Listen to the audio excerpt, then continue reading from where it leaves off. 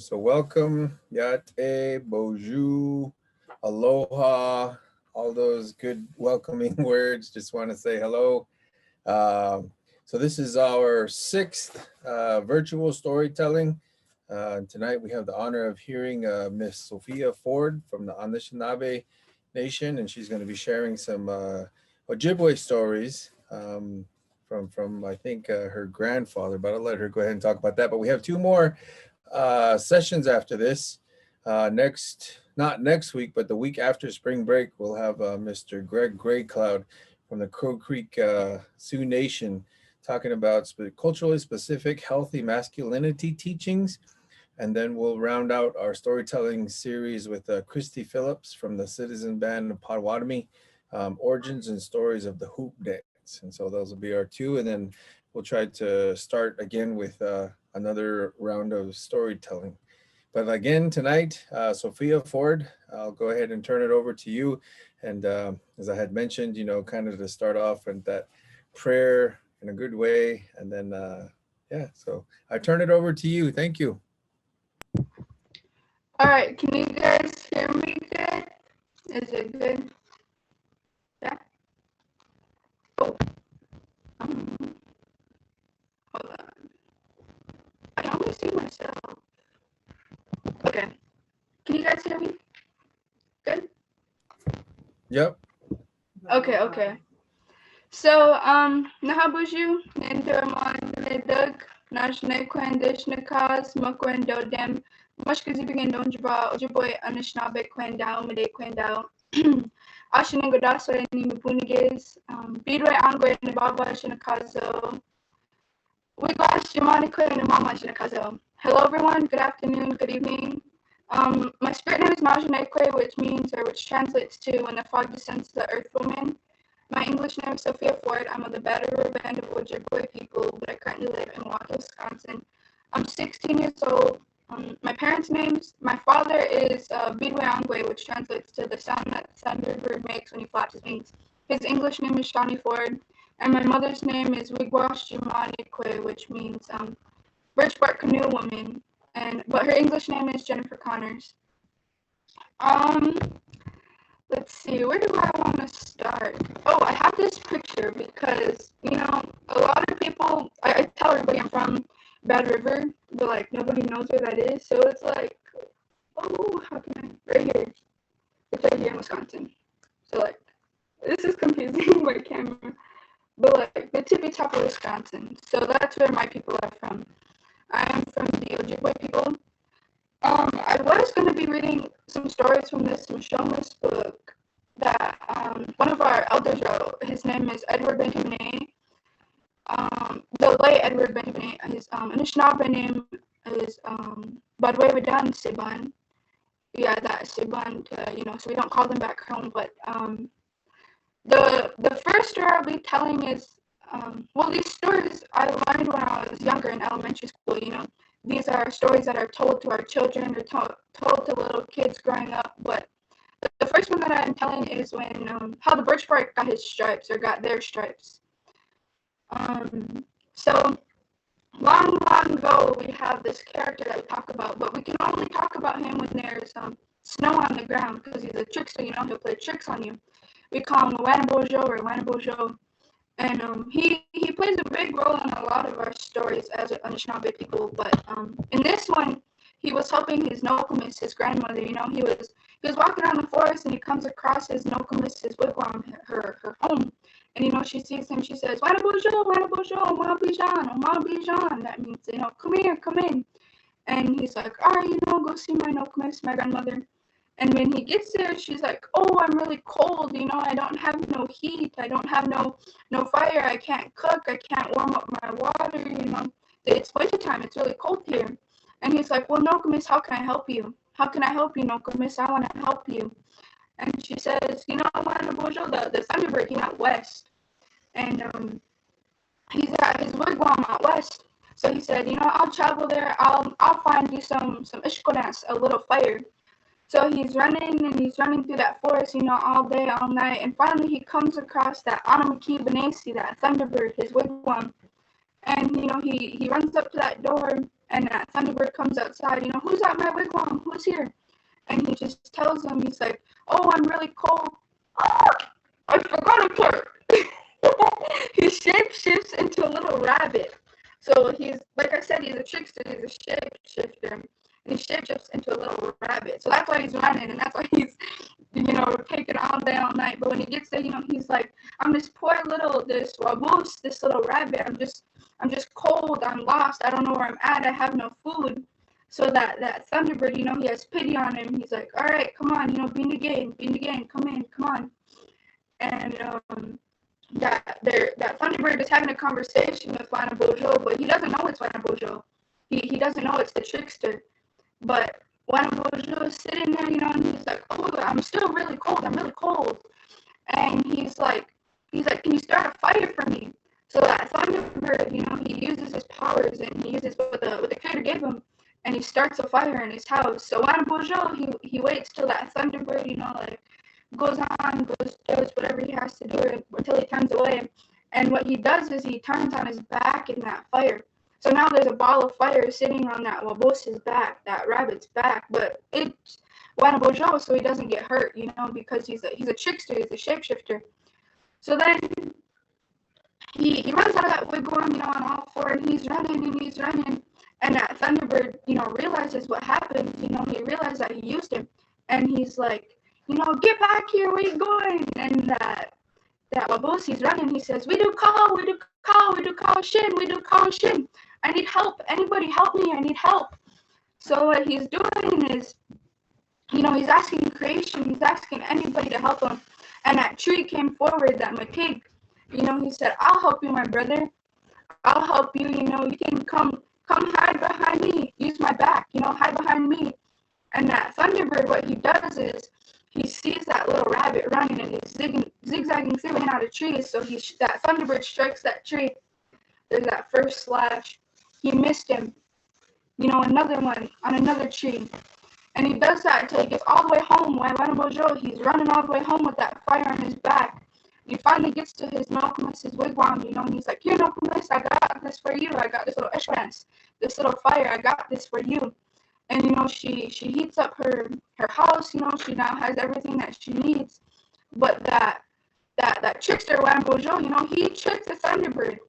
And back in our stories, we're told every story has a meaning. And that like when things happen, they're going to stay there. That shows creator, creator shows us what happened. He's telling us this is why this happened, because Wana Bojo, he tricked him. He tricked that Anuki Benesi. He tricked that Thunderbird. So that's how the rich part got his stripes. The next story I have is another pretty fun one. It's how Muffler the bear lost his tail.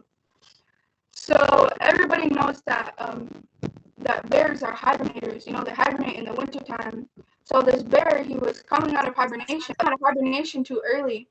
And he's so hungry. He slept all season long. He rested all season long. He's so hungry. But what he does is, he's looking around his village. He can't find nothing. He comes across the otter, and he sees that this otter is in the lake, and he has this big old pile of fish. And he's like, otter, can I have some? Can I have some, please? And that otter's like, get it yourself, I'll teach you. So then that bear goes, well, how'd you get it? How'd you get that fish, And the otter goes and he says, I cut a little hole in the ice and I just stick my tail in there and I just wait until a fish comes along. And as soon as the fish comes along, I turn around and I grab it. So that bear is like, wow, that's really cool. I want to try it because I'm really hungry. He says, otter, can I use your fishing hole? And Otter's like, well, I'm done. I'm heading back home. I got all the fish I need. He says, here, you can have my fishing hole. So then bear sits there and he's waiting. Sun's going down. He eventually falls asleep because, like I said, he came out of hibernation early. And he's like, waiting, and all of a sudden he's still sleeping. And then that sun comes up. And he wakes up bear, he's so bright. He's like, where am I? What am I doing? So he wakes up and he tries to get up to see how much fish he caught. He's like, oh yeah, I'm fishing. I'm supposed to be fishing, And then he gets up, but he can't move. So he tries to get up off that hole, He's really trying. He's really trying. And then all of a sudden, he just pops up. He just, whoop. And then what happened was that lake it froze again while he was sleeping. His tail got stuck in the got Is that stuck good, in. guys? Oh, okay. His tail ripped off, and that's why that's why the bear doesn't have a tail, because he ripped it off trying to get fish. Are there any questions so far? Anybody have any questions, comments? No? Well, then, since we still have time, the third story, which is how the chipmunk got its stripe. We all see a chipmunk and they have that stripe on their back. But what happened was, that whole village that he was living in, back in the day, or way back when, before any of us were here, all of our people, all of our animals, we all spoke our own language. The animals around here, we spoke Ojibwe-Moan. The people around here, they spoke Ojibwe-Moan. So we were all able to communicate with each other. So these animals were able to talk to each other. And then, so there's this chipmunk, everyone's getting ready for bed. Everyone's getting ready to go to sleep. And this chipmunk's just running around and he's annoying everybody. And he's like, messing with everybody. And finally he comes across this makua, this bear. And everybody knows that, well, not everybody, but in our Ojibwe culture, our Ojibwe tribe, we consider bear to be security, or, they're the big dogs.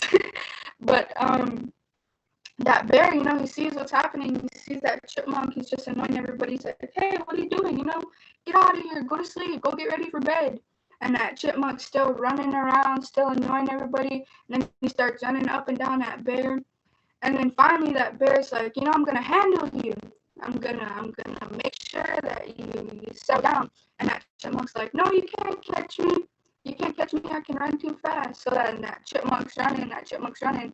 And then that bear comes along and he's like, I'm gonna get you. I'm really gonna get you. So then what he does is he reaches out for that chipmunk, and his one big claw scrapes that back of that chipmunk. And that chipmunk, it's like a scar. And that chipmunk's like, what the heck? What was that? And here that bear got that chipmunk, and that just goes to show, like, when it's time to settle down, it's time to settle down. So that's why the chipmunk got that stripe, the black stripe on his back. So are there any other questions?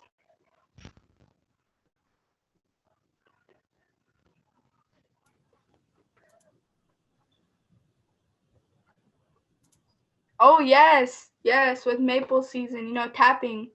There's people that are tapping soon. Oh, okay, I'll tell I don't remember it all, but I remember some of it. So back in the day, we had our maple trees, and our people they would tap our trees. That's how we got our medicine. We consider everything that we have, we consider it medicine, all of our food, our water. But this medicine was one of the really good ones, Before we had to do all this work, it would just come as syrup. That's how it would come. And our people, Creator showed our people how to get this magic, this magical liquid, which was maple syrup. So our people, we tapped our trees. And then all of a sudden, people just started laying under the trees like this. And they just started waiting for that syrup to drip, and they waited for it to drip down into their mouths. And everybody got big and everybody got fat because that's all they would do. And they got lazy. And then, Creator notices, because Creator notices everything. Get your money, dude. He sees our people. He looks over our people. And he also has his Oshkabewas, his helpers, that talk to him. We're all his helpers in some type of way. But he has his certain helpers. But he saw what this syrup was doing to our people, And he's like, I can't have my people like this. I can't have my people getting fat and getting lazy, not taking care of their little kids, or even these little kids just, laying under these trees. So what he did was he turned that syrup into sap. And what he did was he told our people, you're gonna have to work now. You're gonna have to work to get this syrup. You wanted this goodness, and I gave it to you, but you took it for granted. You took too much because we're taught. You're only supposed to take what you need. You're only supposed to take what you need for yourself, for your family, for your community. So then he was talking to our people, and he's like, enough is enough. I can't have you guys like this. It's not healthy for you. So then he does what he does best. He turns it into sap. So then when our people, they went back out there, the people that were already laying there, they're like this, and they're just waiting, and they're like, this doesn't taste right. This tastes bland. It's just like watered down syrup, and that's what our people got. They did all this stuff. They laid down under those trees and they waited for that syrup to come, and then they got it switched over to sap. So now during this tapping season, we take these buckets and we let them hang there on our taps, and we wait for that sap to trickle down into our buckets, and then you take it to your camp. Some people have like sugar bush. We call it sugar bush or sugar camps. Different families have their own, different people have their own, different communities have their own. Sometimes people do it as a whole community, sometimes people do it as a family. It just depends on who you are and where you come from. But you take all these steps, you can boil it down, you make it into sugar. But that's how we got our syrup turned to sap. So are there any questions on that?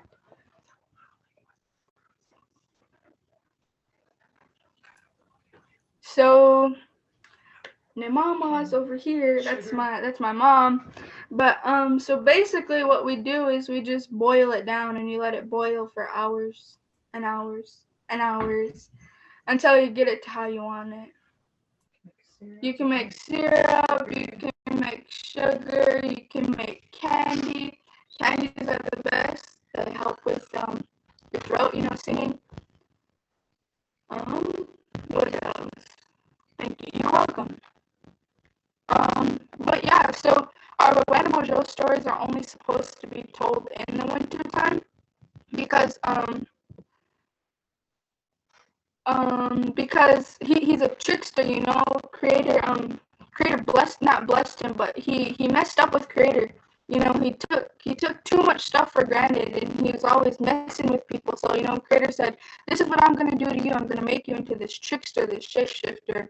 So now, as Anishinaabe people, we know not to tell his stories unless there's that coat that we have on our ground, Mother Earth's blanket. But yeah, we all know not to mess with him, and he won't mess with us. But I remember in elementary school, it was, I think, summertime, and not even summertime, it was probably around May. But we had traditional storytellings too, because I went to an all-native school. But when our Ojibwe language teacher, there wasn't no snow on the ground, and he's like, "Well, I'm still tell this Wanabojo story." And then I remember that day, there was a whole bunch of storms that went on throughout the United States. There was like rainstorms and tornadoes and winter storms that weren't even supposed to be happening, and there was a whole bunch of wind here in Wisconsin. But that just goes to show that we're not supposed to tell his stories unless there's that coat on the ground, that blanket on the ground, because bad things will happen. Oh, so New Year's, we'll talk about New Year's. So our New Year's is when the thunders first come.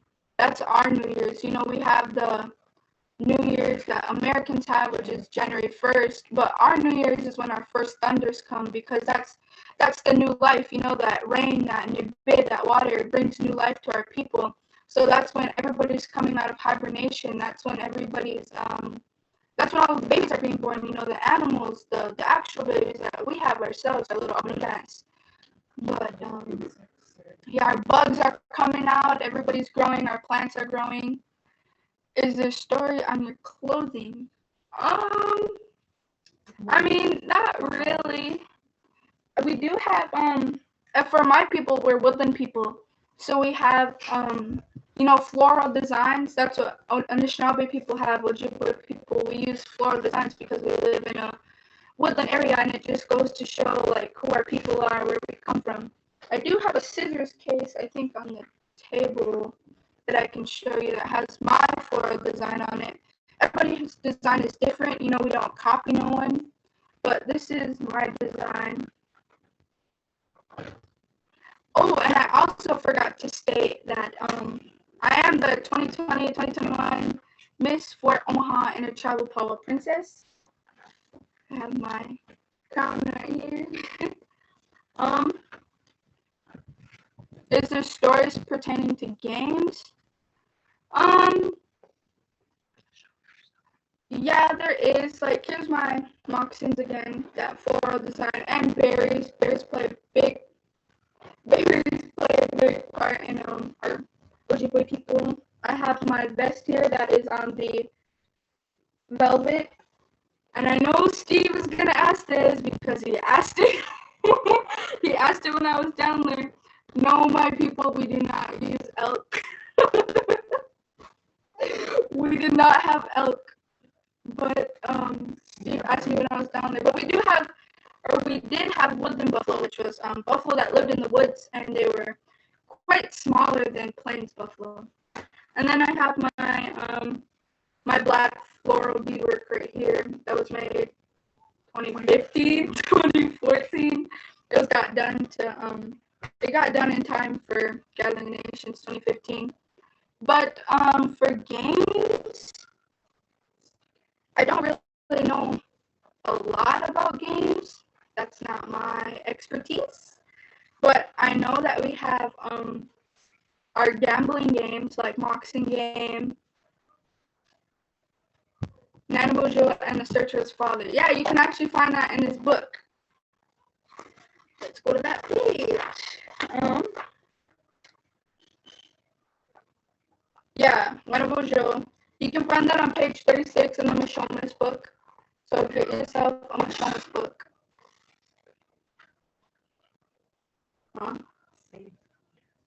Oh, this book, yes, is made by the Edward Benton Benet, also known as Badwewidan Benet Siban, the late Edward Benton. He was the Grand Chief of our Medewan Lodge. I attend the Fae Fires Medewan Lodge. That's the way of life that I follow. I'm a first degree Medewan. I don't know. Should we read a story from the book? I can tell you. See how long this one is. We can read Original Man Walks the Earth. Buju, that also means hello. I have more Ojibwe stories to tell. These teachings have been handed down to me by my grandfathers. In the last chapter, we learned how original man was created and lowered to the earth by Creator. Gichimonidu. After original man was placed on the earth, he was given instructions by the Creator. He was told to walk this earth and name all the Owesiwak, the animals and the plants, the hills, the valleys, the Creator's Gitigan, his garden. Original man had no name of his own yet. Later on, people would refer to him as Anishinaabe. So, in the beginning of this book, it actually tells us what Anishinaabe means. Ani means from whence, Nishna is lowered, and then Abe is the male species. But now Anishinaabe refers to the three brothers, the Bodewatami, Odawa, and Ojibwe. Back to the story. Oh wait, hold on. Oh, I thought I need to sneeze. Wanabojo. But at this early time, he who had no name would call all creation. As the original man walked the earth, he named all the Nibe, the waters. He identified all the rivers, streams, ponds, lakes, and oceans. He learned that there are rivers that ran underground. These are the veins of Mother Earth. Water is her lifeblood. It purifies her and brings her food. Original man also named all the parts of the body. He even named the Okanug, bones, and organs inside the body. While original man was carrying out the instructions given to him by Creator, he noticed that the earth had 4 seasons. All life was part of the never-ending cycle. These plants were given new life in the spring with the coming of summer. They blossomed and bore seeds for the next generation. Some plants produced fruits. In the fall season, the leaves of many plants turned green to many spectacular colors. Turned from green to many spectacular colors. The leaves gradually fell into the ground as Gijugadun days got shorter, Dibakadun nights got colder. In the winter, the cold winds of Gwydden, that means north, brought purifying snows that cleansed Mother Earth. Some of the plants died and returned their bodies to their mother. Other plants fell into a deep sleep and awoke only when Grandfather Sun and the warm winds of the Jawanang south announced the coming of spring. As the original man traveled through the earth, he identified what fruits were good to eat, what not to be eaten. As he went, he found out some roots were good for others. Hold on. He found out that they were good for some food. Others were good for mushkiki, medicine. Some roots would be used to make dyes of different colors, flavorings for food. Other roots could be as strong as a thread in sewing and in making tools.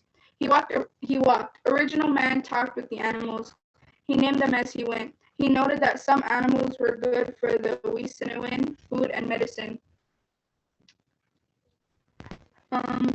He noticed each type of animal had its own individual kind of wisdom. He did not know what all these plants and animals would play an important part for all of the people that would be coming to live on the earth at a later time. Original man traveled everywhere. There was not one plant, animal, or place that was not touched by him. In his travels, original man began to notice that all the animals came in pairs and they reproduced, and yet he was alone. He spoke to his Mishomis, his grandfather, the creator. He asked him, "Why am I alone? Why are there no others like me?" Ichimanidu answered, "I will send someone to walk with you, to talk with you, to play with you." He sent Maingun the wolf. When Maingun was by his side, original man again spoke to Gichimanidu. "I have finished what you asked me to do. I have visited and named all the plants, animals, and places of this earth. What would you like me? What would you now have me to do?" Gichimanidu answered to the original man and Maingun. He said, "Each of you are to be brother to each other. Now both of you are here to walk the earth and visit all of its places." So original man and Maingun walked the earth and came to know all of her. In this journey, they became very close to each other. They became like brothers. In their closeness, they realized that they were brothers to all of creation. When they had completed the task that Gichimanidu asked them to do, they talked with Creator once again. The Creator said, "From this day on, you are to separate your paths. You must go on your different ways. What shall happen to one of you will also happen to the other. Each of you will be feared, respected, and misunderstood by the people that will later on join you on this earth." So Mayungan and original man set off their different journeys. This last teaching about the wolf is important for us today. What the grandfather said to them had come true. Both Indian and the wolf had become alike and had experienced the same thing. Both of them mate for life. Both of them have clan systems and a tribe. Both of them have their land taken from them. Both of them hunted for their witness to see their hair, and both have been pushed very close to destruction. We can tell about our future as Indian people by looking through the wolf. As it seems though the wolf is beginning to come back to this land, will prove that Indian people will cease to be the vanishing Americans. Will Indian people emerge to lead the way back to natural living and respect for our Earth Mother? The teaching about wolf is important for another reason. The wolf came from Animushag dogs that are friends to our people today. They are like brothers to us. They are brothers to us, much like wolf was brother to original man, because Gichimanidu separated the paths of the wolf and man, and since our dogs today are relatives of the wolf, we should never let dogs be around our sacred ceremonies.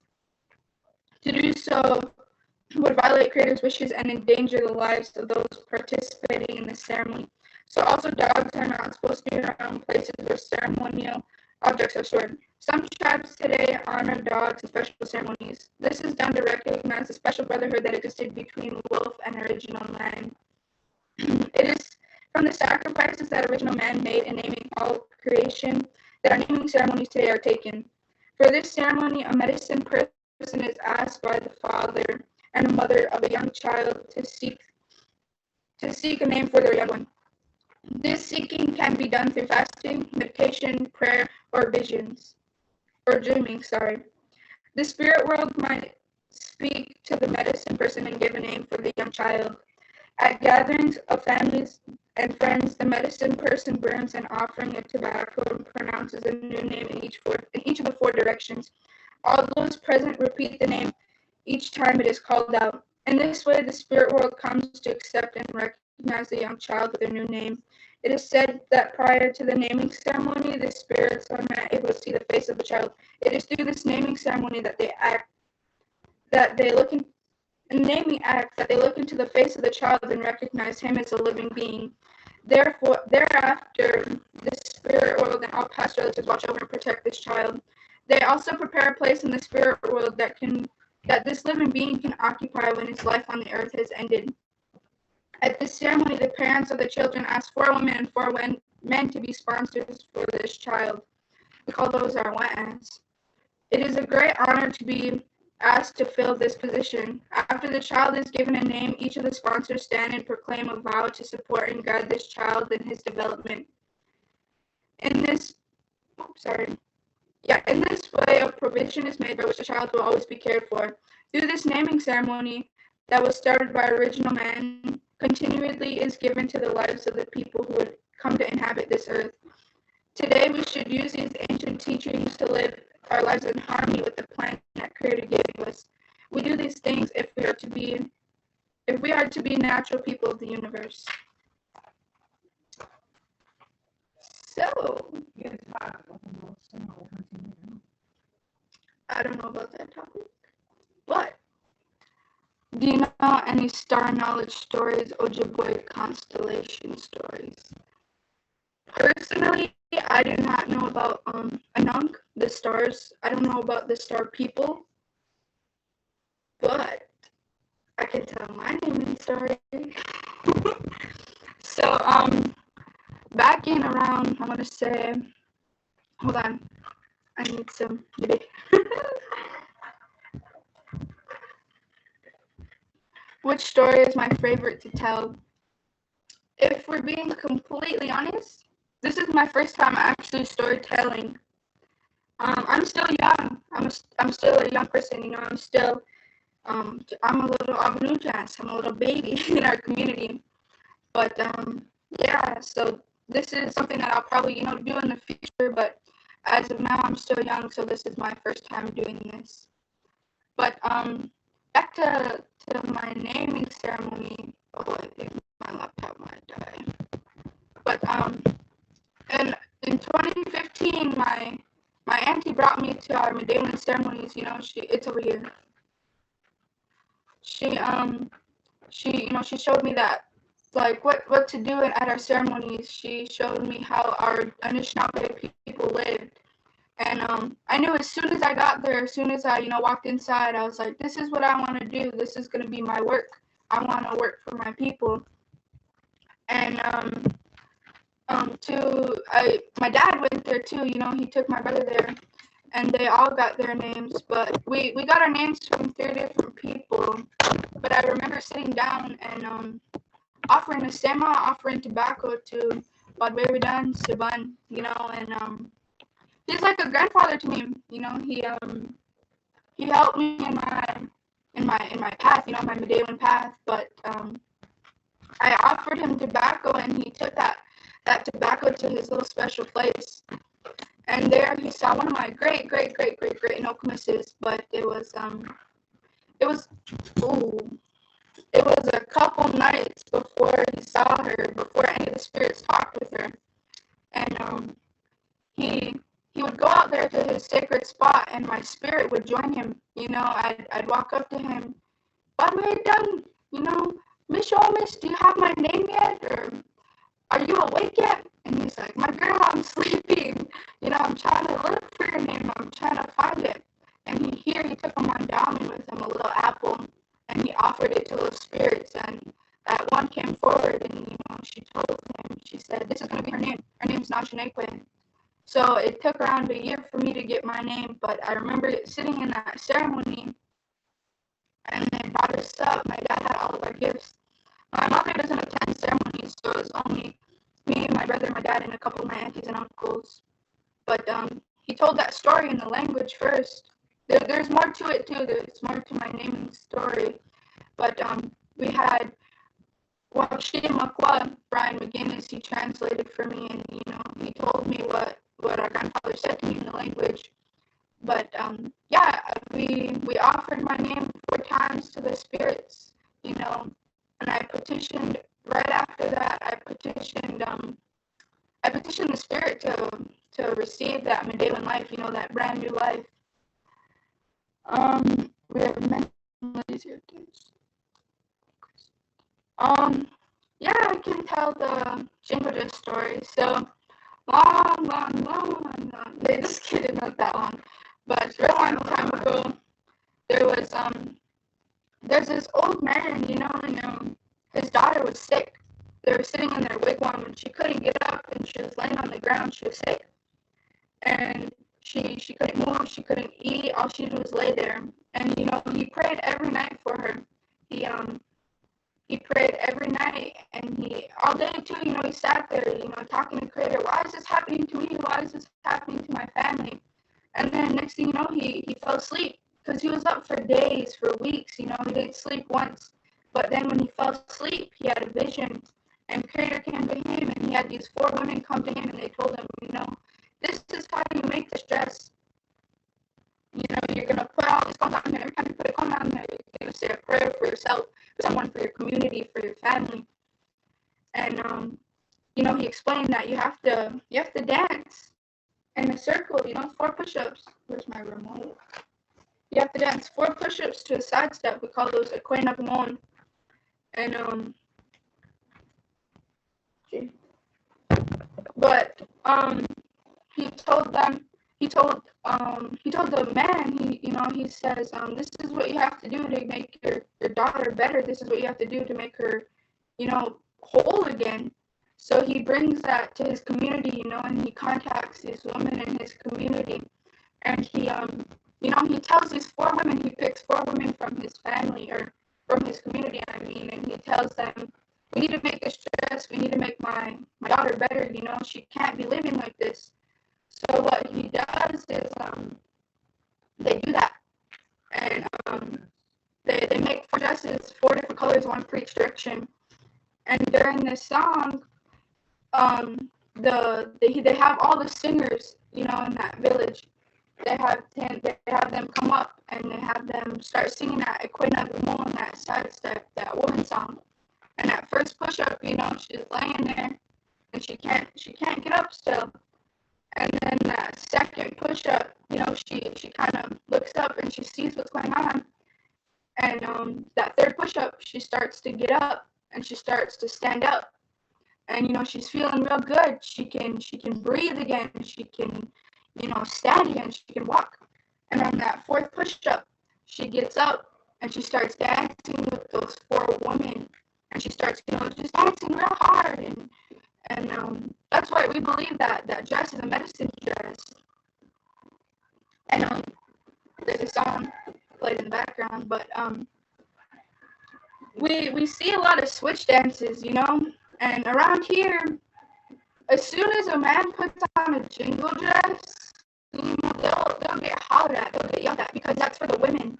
Get your money to Creator. He gave the women that dress. He told us, this is your dress, this is your work, this is how you're going to heal people.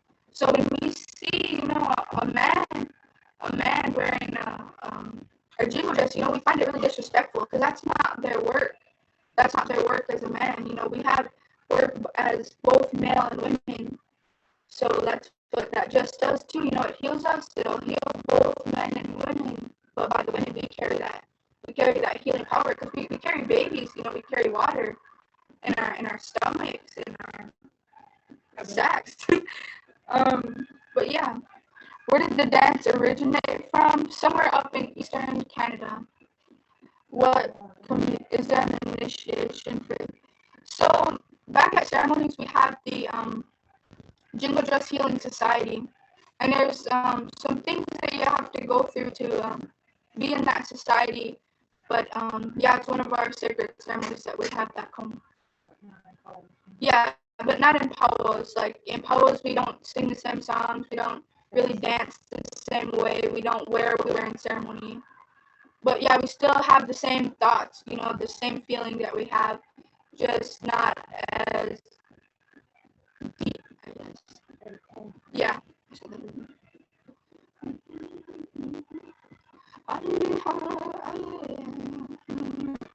Is there any other questions?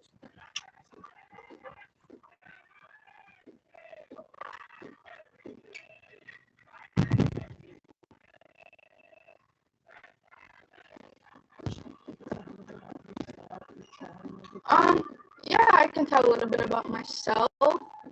So I am, like I said, I'm 16 years old. I live in Milwaukee. I'm a jingle just dancer, but I can dance all styles. I have all outfits. Shout out to my mom. I am a singer. I do sing. Um, I do get June. Magiska.